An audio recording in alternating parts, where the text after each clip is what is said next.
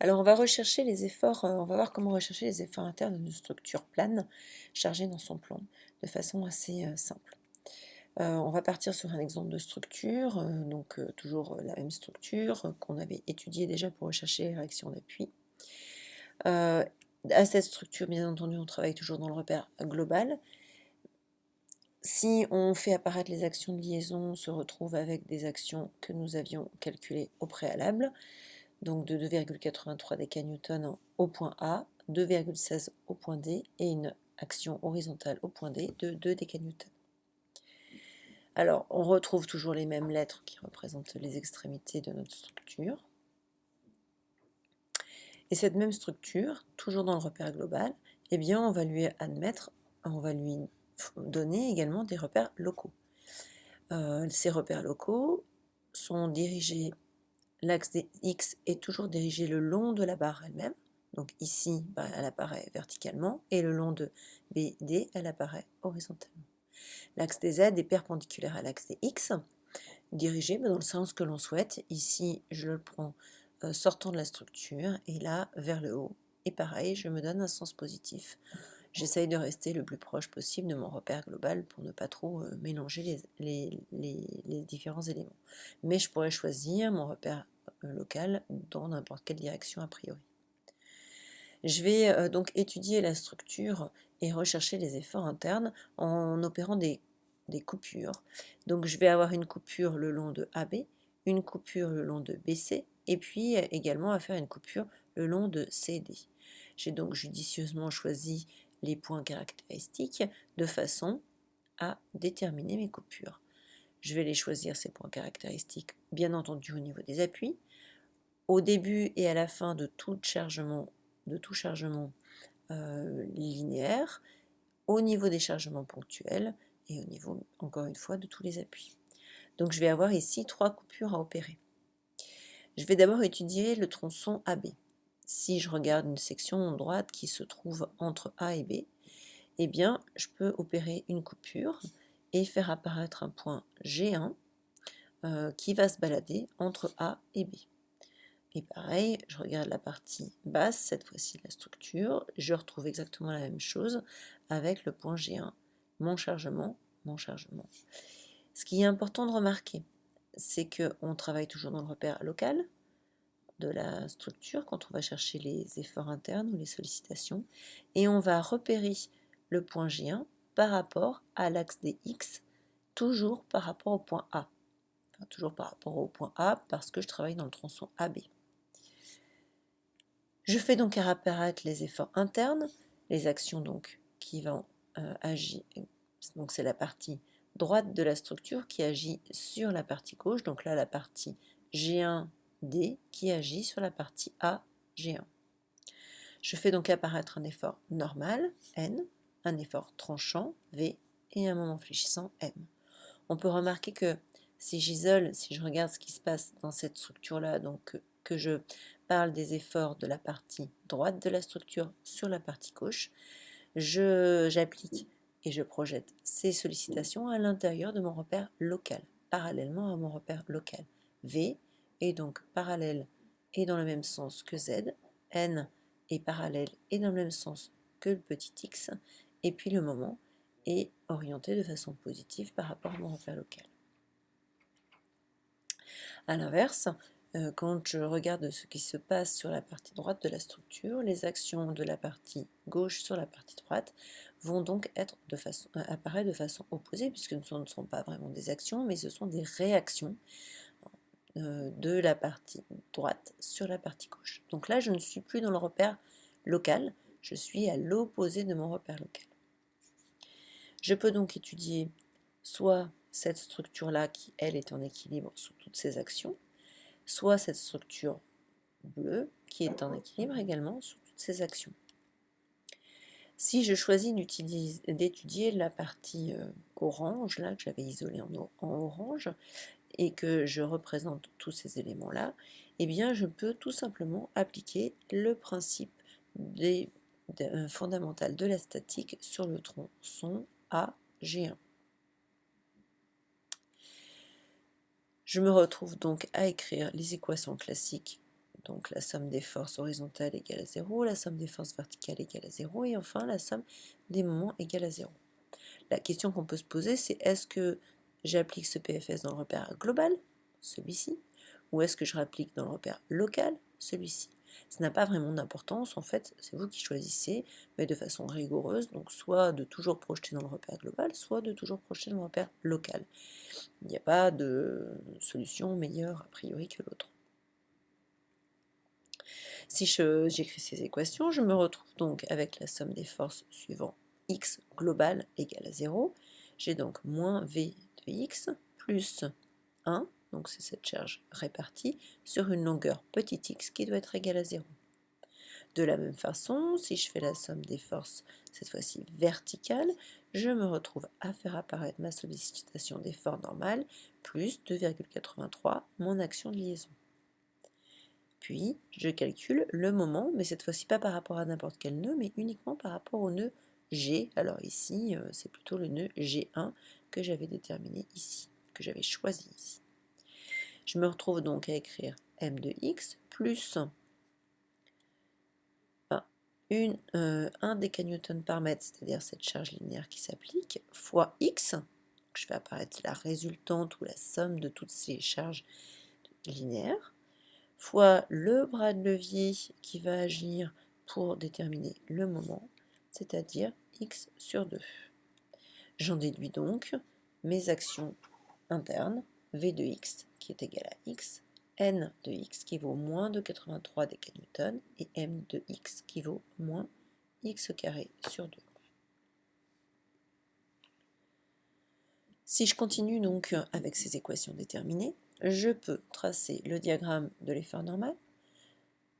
Ici, pour toutes les valeurs, toutes les positions de G1 le long de A, B, eh bien la valeur est toujours de 2,83 ou plutôt de moins 2,83. Donc vous voyez qu'ici je mets un signe pour être sûr de ne pas me tromper parce que je ne représente pas forcément le diagramme dans le sens positif ou dans le sens négatif, mais j'insiste en mettant un signe à l'intérieur.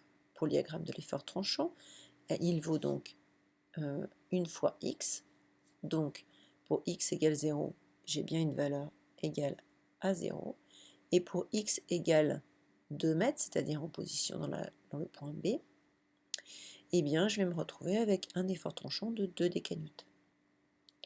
Le moment fléchissant, maintenant, eh bien celui-ci est parabolique, il est en moins x carré sur 2, donc je peux le tracer directement. Je peux aussi remarquer ici que je peux utiliser quelques principes. Donc si je retourne ce tronçon AB et que je le mets à l'horizontale, je vais donc dessiner mon diagramme de sollicitation. J'arrive à moins 2 décanewton-mètres ici, puisqu'effectivement, cette longueur AB vaut 2 mètres. Je remplace x par 2 sur mon équation, dans mon équation, et je me retrouve à écrire moins 2 au carré sur 4, soit moins 2x. Moins 2, pardon, décanewton-mètres, c'est bien la valeur du moment que je trouve en B.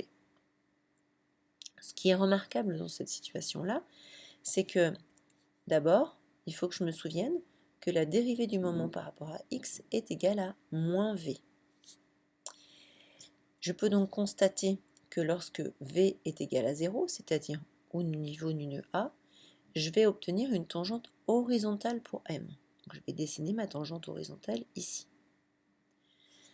Ça va me permettre déjà d'amorcer ce dessin-là, même si je ne le calcule pas, je ne le dessine pas en le calculant à chaque point et en utilisant cette formule.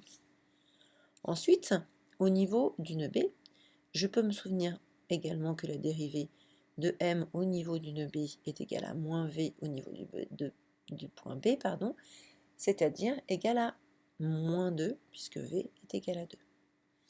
Et donc là aussi, je peux tracer le vecteur directeur, la tangente, à cet endroit-là, puisque moins 2 devient le vecteur directeur de ma tangente, comme on le voit sur ce dessin-là. Je me retrouve donc avec cette tangente à la courbe que je peux utiliser ici. Cette tangente, je vais donc la faire apparaître ici sur mon diagramme correctement orienté, c'est-à-dire avec A et B verticale. Alors, ce que je peux remarquer également, c'est que j'ai une charge uniformément répartie. Quand j'ai une charge uniformément répartie, je me retrouve avec un effort normal qui est constant si cette charge uniforme est perpendiculaire à la barre AB. Si par exemple j'avais à considérer le poids propre de cette barre, j'aurais une charge verticale et là j'aurais plus de charge normale en bas qu'en haut. Mon effort tranchant, lui, est linéaire parce que j'ai une charge répartie et mon moment fléchissant, il est parabolique parce que j'ai une charge répartie. Ça, c'est des choses qu'on peut retenir qui peuvent nous servir de vérification. De plus, au niveau du nœud A, eh bien, j'ai un appui simple, donc je sais que le moment A est égal à 0.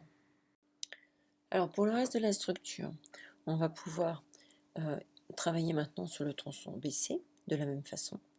Donc j'ai toujours le choix d'isoler la partie gauche de la structure en faisant apparaître un nœud G2 qui va se balader entre le point A et entre le point B et le point C. Il va être orienté et positionné grâce à un repère petit x qui va se trouver maintenant débuter au niveau du point B, puisque je travaille sur le tronçon BC. Donc quand je dis que je travaille sur le tronçon BC, ça veut simplement dire que le point G2 où je vais étudier l'équilibre se promène entre B et C.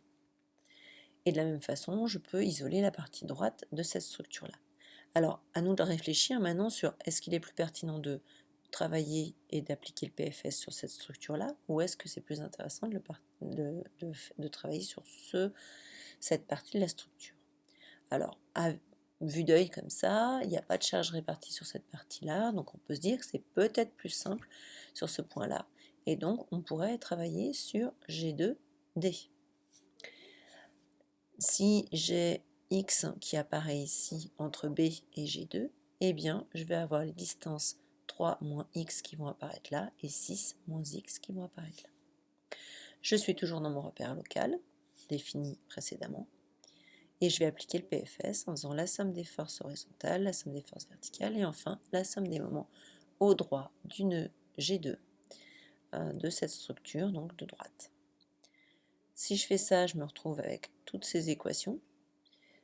Et si je continue mon travail, je me retrouve avec, si je continue le calcul, je me retrouve avec N qui vaut moins 2 décanewtons, V moins 2,84 et M qui vaut moins 2,04 plus 2,84 fois X.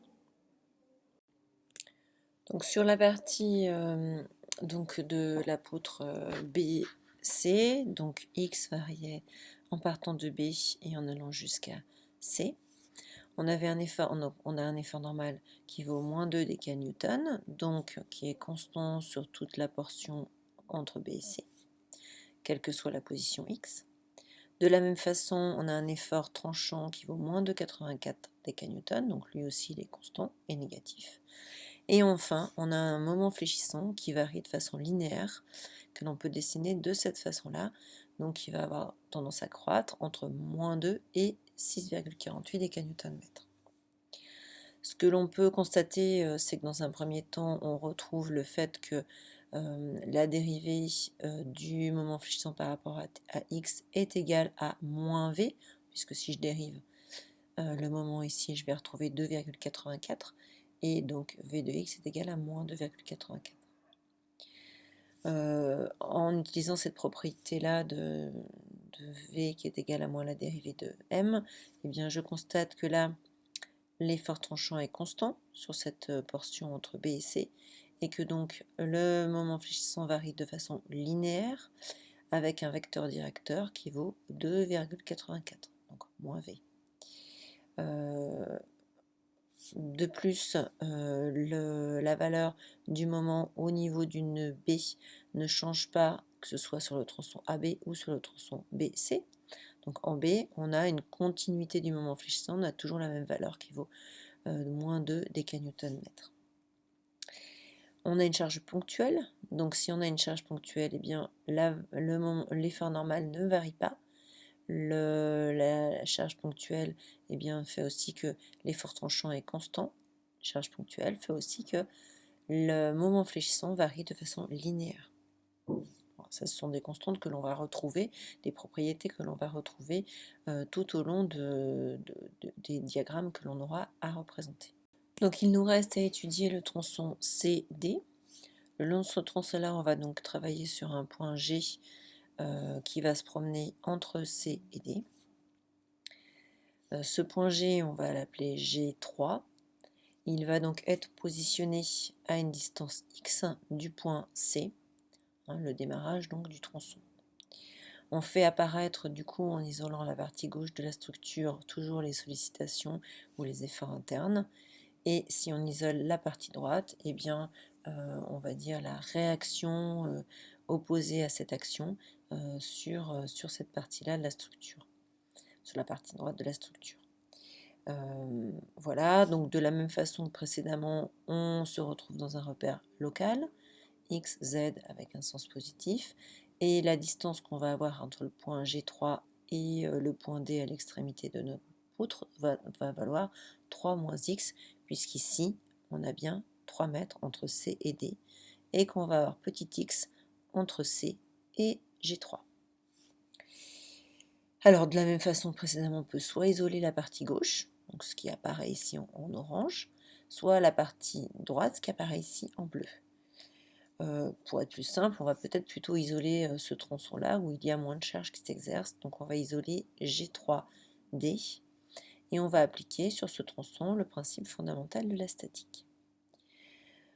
De cette façon-là, on fait apparaître les 3 équations fondamentales de la statique en prenant soin bien sûr de calculer le moment autour du point G3. Ces 3 équations vont nous permettre de trouver l'effort normal, l'effort tranchant et le moment fléchissant qui lui dépend de x, encore une fois, démarrant du point D et allant jusqu'au point D. Démarrant du point C et allant jusqu'au point D. Donc ça veut dire que x varie entre 0 pour le point C et 3 mètres pour le point D. Alors, on va donc appliquer sur ce tronçon CD les équations que nous venons de déterminer et on va pouvoir remarquer dans un premier temps, comme tout à l'heure, qu'on a un effort tranchant qui vaut 2,16 décanewtons, qui se trouve être, eh bien, effectivement, si on fait la dérivée du moment par rapport à x, on va retrouver moins v. On retrouve le vecteur directeur ici qui vaut moins la constante de v. Donc l'effort normal, moins 2 décanewtons, donc là on reste sur le moins 2 décanewtons sur cette portion-là. L'effort tranchant constant, 2,16 décanewtons, on dessine le diagramme de 2,16 décanewtons, donc ce qui veut dire que quelle que soit la position de G3 entre C et D, on aura 2,16 décanewtons d'effort tranchant. Et enfin le moment, qui lui varie de façon linéaire. Donc si je me place en x égale 0, eh bien mon moment fléchissant vaut 6,48. C'est bien la valeur que j'ai ici. Et il va varier de façon linéaire. Alors on peut constater donc, si on a une charge ponctuelle, ce qui est notre cas ici, on retrouve bien un effort normal constant, un effort tranchant constant, et un moment fléchissant linéaire. Le moment est continu en C, donc c'est la même valeur pour juste avant le point C et juste après le point C, ou en gros juste avant la charge P, juste après la charge P. À l'extrémité ici, on avait un appui articulé, et au droit de cette articulation, on se retrouve donc avec un moment nul. On a toujours les caractéristiques du moment fléchissant et de l'effort tranchant, sachant que la dérivée du moment fléchissant est égale à moins l'effort tranchant. Ce qui nous montre que ici, pour V, on a une constante, donc on voit bien que l'effort, le moment fléchissant, lui, doit être linéaire, avec un vecteur directeur qui vaut moins 2,16. On a donc un moment qui est décroissant.